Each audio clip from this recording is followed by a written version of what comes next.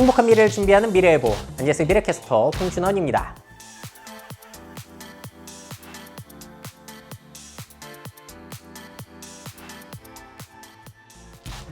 네, 드디어 작년부터 대한민국 사람들의 인구 감소가 시작이 되었습니다. 그래서 대한민국 사람들 앞으로 계속 줄어갈 거고요. 외국인까지 포함을 하자면은 전체 인구는 2028년부터 줄어들 것이라고 통계청은 예측을 하고 있어요. 그러니까 우리들은 앞으로 살면서 대한민국의 인구가 계속 감소하는 것만 경험을 하게 될 텐데요. 한국은 그렇다 치고 전 세계의 상황은 어떨까요? 그래서 준비한 소식, 알아두면 쓸모있는 세계 인구 변화 예측입니다. 저와 함께 그 자료들 함께 업데이트하는 시간 되시면 상당히 유용할 것 같습니다. 자, 그럼 질문을 드려볼게요. 현재 전 세계 인구, 총 인구수 알고 계시나요? 역사적으로 봤을 때 상당히 재밌더라고요. 농업이 시작되었던 기원전 1만 년 전만 하더라도 지구 전체 인구가 꼴랑 400만 명. 서울의 인구가 1000만 명, 부산, 인천이 300만 명이니까 거의 부산 전체 인구랑 비슷한 거예요. 자, 그리고 기원 후 0년은 없고 사실 1년인데 그때는 2억 명 정도가 전체 지구에 있었고요. 산업혁명이 진행되기 전이었던 1700년에 6억 명. 그 다음부터 이제 인구가 로켓 상승을 경험하게 되죠. 1900년에 16억 명으로 10억이 뛰게 됩니다. 자, 작년에는 그래서 77억 명까지 갔어요. 현재는 제가 알기로 거의 78억으로 알고 있습니다. 정말로 징글징글하게 사람들이 늘어나고 있다는 게 느껴지는데요. 자, 그렇다면 궁금한 거, 세계 인구 몇 명까지 늘어나게 될까요? 유엔의 예측을 보자면은 현재 2020년이 여기 와 있는 거고요. 제가 100억 명 선을 한번 그어봤어요. 그래서 2060년경에는 100억 명까지 가지 않을까라고 유엔에서는 예측을 하고 있습니다. 와, 지금도 사람들이 많은데 100억 명까지 찍는다. 어떤 일이 펼쳐지게 될까요? 식량이라든지 환경이라든지 굉장히 많은 일들이 펼쳐지게 되겠죠. 자, 그렇다면 2050년 세계 인구 1위 국가 혹시 예측이 되시나요? 보시게 되면 저 빨간 선에 있는 나라가 늘 지구에서 가장 인구가 많았던 나라예요. 근데 2050년이 되면은 초록색 국가한테 따라잡히게 되죠. 초록색 국가의 정체 어디냐면 바로 인도입니다. 자, 다른 자료로 보시게 되면은 2019년까지만 하더라도 1위가 중국, 2위가 인도, 3위가 미국이었는데요. 2050년에 인도가 16억 명으로 1위를 찍게 되고요. 다음에 중국, 3위 나라가 흥미로워요. 자, 미국을 제치고 나이지리아가 급상승을 하게 됩니다. 약 4억 명 정도를 찍지 않을까. 그 다음 미국, 파키스탄 이런 순으로 진행이 될 것이라고 예측이 되고 있어요. 2100년까지는 우리가 신경 안 써도 되겠죠. 그때는 많이 돌아가 계실 거니까. 자, 그 다음 미래 인구에서 가장 급격한 인구 증가를 기록할 대륙은 어디일까요?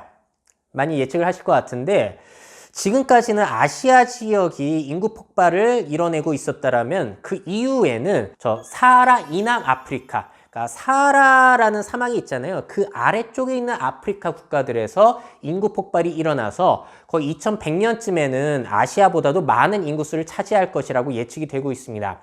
저 아프리카 나라 중에서도 어떤 나라들이 인구가 특히나 많이 증가하게 되냐면 1위는 역시나 나이지리아예요. 인구 대국이라고 앞으로 보면 되겠죠. 그 다음에는 콩고, 3위는 에티오피아, 4위 탄자니아 순으로 예측이 되고 있습니다. 앞으로 아프리카 지역에서 인구가 폭발하게 된다는 건데요. 이렇게 폭발하는 이유, 역시나 아이를 많이 낳기 때문인 요인이 있을 겁니다.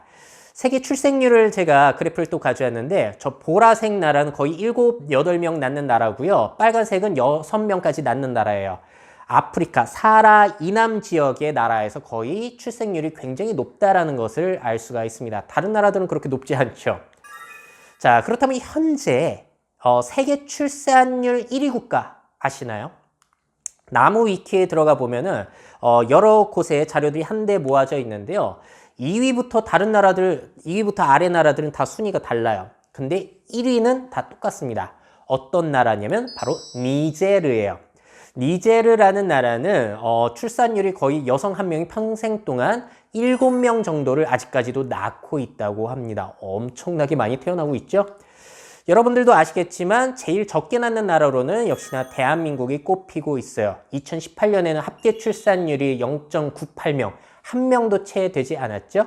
그렇다면은 그 중간 연령을 기준으로 해서 가장 늙은 국가와 젊은 국가는 어느 나라일까요? 자, 그래프를 보셨을 때 저 위쪽에서 각축전을 벌이고 있는 두 나라는 바로 일본과 한국입니다. 가장 늙은 나라 1, 2를 다투고 있고요. 그 다음에는 뭐 브라질, 뭐 독일, 중국 이런 순으로 나아가고 있고 베트남이 상당히 젊다고는 하지만 상당히 늙어가고 있어요. 상대적으로 아프리카 대륙의 나라는 굉장히 젊죠. 숫자적으로 봤을 때 지금 2020년에 일본과 독일, 한국, 스웨덴은 중간 연령이 40대입니다. 중국이라든지 미국, 브라질, 베트남 같은 경우는 30대에 접어들었고요. 반면에 니제르나 뭐 나이지리아는 10대입니다. 자, 그리고 이게 2050년이 되게 되면은 한국, 일본, 독일 같은 나라는 중간 연령이 50대에 접어들어요. 그러니까 거의 늙은 나라에 속하게 되는 것이고, 미국 자료를 보시면 상당히 흥미로운 점이 그렇게 늙지 않았죠. 왜냐하면 미국 같은 나라는 전 세계에서 유능한 젊은 인재들을 흡수하고 있기 때문에 저렇게 젊음을 유지할 수 있는 겁니다. 피를 계속 수혈하고 있다라고 보시면 되겠죠. 그리고 아무리 2050년이 된다고 하더라도 나이지리아는 20대 초반이네요. 중간 연령이. 뭐 2100년은 그냥 참고 자료로만 보시면 될 것 같습니다. 저 때는 우리가 죽어 있을 거거든요. 자, 그렇다면 젊은 국가의 1인당 GDP는 얼마나 될까도 궁금해서 한번 가져와 봤는데요. 잘 사는 나라 스위스 같은 경우에는 뭐 GDP가 거의 8만 달러 그렇잖아요. 미국도 6만 달러, 한국은 3만 달러를 넘어섰는데 베트남, 나이지리아, 인도 2,000달러입니다. 상당히 소득 수준이 많이 낮아요. 니제르, 가장 많이 낳는 나라 같은 경우에는 1,000단위도 아니고 400달러입니다. 굉장히 젊은 나라, 아이를 많이 낳는 나라, 그런 나라 같은 경우에는 경제력이 낮다. 그렇다면 이 나라 젊은이들이 과연 자국에만 머무를 것인가? 해외로 많이 똑똑한 애들은 이주해 가지 않을까라는 생각이 들어서 이 자료도 조사해 봤어요. 세계에서 이민자를 가장 많이 수용하는 나라는, 받고 있는 나라는 어디일까요? 자, 1, 2, 3위를 가려놨는데요. 1위는 역시나 미국입니다. 젊은 피, 유능한 피를 계속 수혈하고 있는 나라이죠. 자, 2위 국가는 난민들을 수용하고 있는 독일이었어요. 그리고 그와 거의 비슷한 숫자라고 볼 수 있는 나라가, 저는 이게 의외였거든요. 바로 사우디아라비아였습니다. 몰랐던 사실인데 사우디아라비아 같은 경우에는 인구 30% 정도가 이민자로 구성이 되어 있다고 하고요. 대부분은 무슬림이라고 합니다. 상당히 흥미로웠어요. 자, 지금까지는 인구 증가에 대해서 주로 다뤄왔다면은 이번에는 역사적으로 인구 감소를 한번 알아보려고 해요. 자, 지금 제가 이 영상을 촬영하고 있는 시점에서는 우한 코로나 바이러스 때문에 전 세계가 공포심을 느끼고 있는데 그런 내용들 관련해서 정리를 해봤거든요. 보시게 되면 역사적인 인구에서 갑자기 온폭 인구가 줄어드는 순간이 있습니다. 바로 14세기 중반에 흑사병이 돌면서 너무나 많은 인구가 죽어 나갔던 거죠. 최대 2억 명까지 사망을 했을 것이라고 추측이 되고 있고요. 이 숫자는 유럽 인구의 거의 50%가량이라고 우리가 추측을 하고 있습니다. 자, 그 다음에 전쟁으로 사망자가 늘어난 케이스도 있었죠. 세계 1차 대전의 사망자 수는 뭐 정확하지는 않습니다만 2,800만 명 정도. 그리고 2차 세계대전의 사망자 수는 확 늘어나게 되죠. 그래서 5천에서 7천만 명 정도로 추정이 되고 있습니다. 자, 그런데 또 흥미로운 사실은 세계 1차 대전이 끝나가던 당시 스페인 독감이라는 인플루엔자가 전 세계로 확장이 되게 되는데요. 이때 사망자 수가 무려 5천만 명입니다. 그러니까 1차 세계대전의 사망자 수의 거의 3배가량이 되는 숫자인 거죠. 그러니까 역시나 전염병이 인류의 인구 감소에서 큰 영향을 미쳤구나라는 것을 저도 자료 조사하면서 많이 알았어요. 이때 또 흥미로운 사실이 스페인 독감이 한국에도 왔습니다. 한국에서는 스페인 독감이라고 안 하고 무오년 독감이라고 했는데 그때 무려 14만 명 정도가 사망을 했을 것이라고 추정이 되고 있어요. 자, 또 인구 감소 사례를 조사하면서 흥미로운 걸 알아냈는데요. 보시게 되면 저 나라 같은 경우에는 2010년에 2천만 명이 있던 나라가 2018년 8년 만에 무려 441만 명이 급작스럽게 감소를 한 나라가 있었어요. 저 나라의 정체는 바로 시리아입니다. 시리아의 내전으로 인해서 수많은 난민들이 탄생하게 되면서 그 나라를 자국을 빠져나가게 되는 그런 상황이 된 거죠. 자, 그래서 국가의 그 정치적인 안정 상황이라든지 그런 것도 얼마나 인구에 있어서 중요한지를 알게 되는 것 같습니다. 그래서 최근에 시리아에 대한 관심이 있어서 사마에게라는 다큐멘터리 영화가 지금 상영을 하고 있거든요. 봤는데 한 젊은 여성이 저 내전 중에 아이를 낳아서 기르는 그런 것들을 생생하게 다큐멘터리로 촬영한 그런 영상이에요. 그래서 시리아의 상황을 정말 생생하게 느낄 수 있는 영상이라서 여러분들 관심 있으시면 보시면 좋을 것 같습니다. 자, 그리고 식량이 부족해서 사망하거나 이민을 가게 되는 케이스도 있는데요. 그 대표적인 사건이 아일랜드 대기근. 감자에 의존하던 아일랜드 사람들인데 감자에 역병이 돌면서 감자가 다 흉작이 되면서 사망 혹은 이주를 한 사람들의 숫자 약 200만 명이나 된다고 합니다. 자, 200만 명이라는 숫자는 그 아일랜드 전체 인구의 4분의 1이었다고 하고요.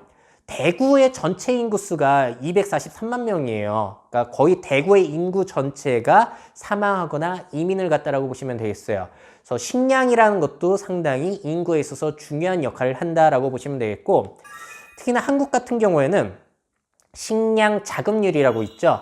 한 나라에서 특히나 뭐 곡물 같은 것을 얼마나 충족을 하고 있는지 수입을 안 하고 그게 OECD 최하위 수준입니다. 그래서 23% 정도밖에 되지 않아요. 나머지는 수입을 하고 있는 건데 전 세계 곡물 쪽에서 이제 이런 식량난이 펼쳐지게 된다면 굉장히 취약한 나라가 한국이다라고 보시면 되겠습니다.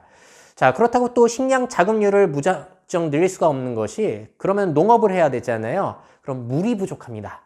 한국은 또 물 부족 국가이다 보니까 그런 문제까지 겹쳐져 가지고 이 식량 문제가 세계 인구 증가에 있어서 상당히 한국에 큰 영향을 미치겠구나. 내 노후에도 영향을 미칠 수 있겠구나 생각이 들어요. 자, 다음에 환경 때문에 사람들이 갑자기 줄어드는 경우도 있겠는데요. 대표적인 사태가 런던 스모그 사태. 약 5일 만에 사망자 수가 1만 명에 이르렀다고 합니다. 자, 이따 석탄이라든지 석유 등으로부터 배출된 그 고농도 황산가스가, 황산 안개가 이제 끼어가지고 많은 사람들이 돌아가셨다고 하는데요. 한국 같은 경우에 특히나 지금 미세먼지라든지 그런 데 상당히 지금 민감하잖아요. 앞으로 환경적인 요인도 인구에 있어서 큰 영향을 미칠 것 같고요. 더 큰 영향을 미칠 환경 요인은 역시나 글로벌 워밍, 지구 온난화 현상이 되겠죠. 자, 지구 온난화 같은 경우에는 특히나 위험한 것이 저 빙하가 녹아내리게 되면서 해수면이 상승했을 때 타격을 받는 지역들이 있다는 거죠.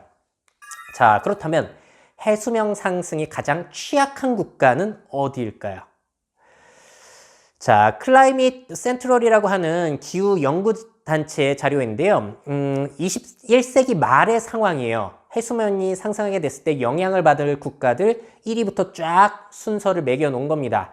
자, 인구 숫자로만 봤을 때 가장 큰 영향을 받을 국가는 중국이에요. 중국은 약 5천만 명이 영향을 받지 않을까라고 예측이 되고 있고요. 그 다음 나라가 베트남이네요. 베트남은 2,300만 명 정도, 다음에는 일본, 인도 이런 순입니다.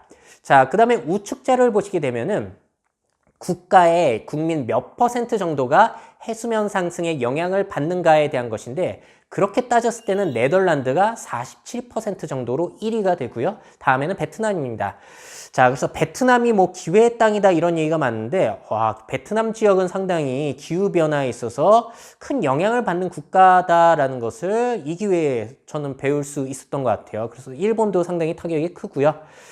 부산 같은 경우에도 타격이 좀 있을 것이라고 알고 있습니다. 그래서 기후변화, 이런 지구온난화가 인구에도 큰 영향을 앞으로 미치게 될 것이고 당연히 그와 관련해서 경제적인 요인들까지 변화가 될 수 있겠죠. 자, 그리고 자연재해에 의해서도 많은 사람들이 죽기도 하죠. 뭐 지진에 의해서 몇십만 명이 돌아가시기도 하고요. 허리케인, 태풍. 또 한국은 위험 요소가 백두산이 폭발하면 어떻게 되는 거지? 여기에 대해서도 인구에 영향을 미칠 수 있겠고요. 또 공룡이 사라졌듯이 행성이 충돌하게 됐을 때 소행성 충돌 때문에 정말로 많은 인구가 감소하거나 멸종할 수도 있겠죠. 이런 것들까지 생각해 볼 수가 있겠습니다. 근데 지금까지 보여드린 인구 감소는 거의 인간이 일으켰다라기보다는 자연적인 요소가 강했어요. 근데 지금 우리가 겪고 있는 인구 감소의 특이한 점은 뭐 일본이나 대한민국이나 이탈리아나 그리스나 인간이 지들이 선택해가지고 인구를 감소시키고 있다는 거예요. 별의별 외부의 요인이 있는 것이 아니라 그러니까 아이를 낳지 않아서 태어나는 아이들보다 사망자가 늘어나다 보니까 인구가 자연 감소가 된다는 점이죠. 너무나 흥미로운 점이 이게 경제가 풍족하고 발전을 하게 되면은 사람들이 상식적으로 봤을 때 아이를 더 낳아야 되는 것이 정상인데 오히려 풍족한 나라에서 출생률이 줄어들고 있다는 사실. 자, 그러니까 저는 이기적인 유전자 이론을 상당히 맹신하는 편이에요. 그래서 우리들은 이기적 유전자의 생체적인 운반기계다라고 생각을 하는 편인데, 근데 인간은 배불리 먹여주게 이렇게 문명을 발전시키더니 지들이 알아서 유전자를 퍼뜨리지 않는 유전자에 반항을 하는 존재라는 점이 상당히 흥미로운 것 같습니다. 자, 이렇게까지 해가지고 오늘 알아두면 쓸모있는 세계 인구 변화 예측 자료들을 여러분께 공유를 해드렸고요. 상당히 흥미로웠던 것 같아요.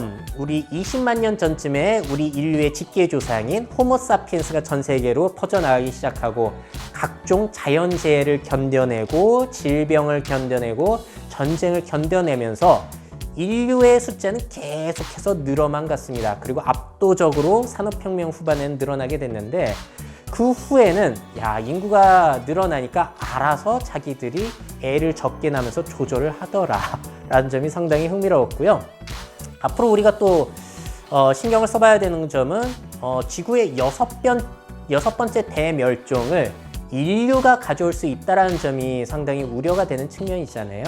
그래서 인구의 감소 문제를 결정하는 데 있어서 자연적인 요소보다도 인간이 인간을 멸종시키는 이런 상황까지 우리가 생각을 해볼 수 있는 거, 이게 바로 미래 예측이라고 볼 수 있을 것 같습니다.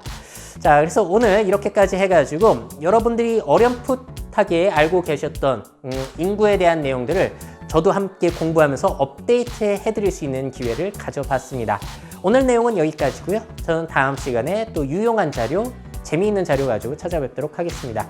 최고의 미래를 상상하시고요. 그 미래를 직접 만들어 가시기를 응원드리겠습니다.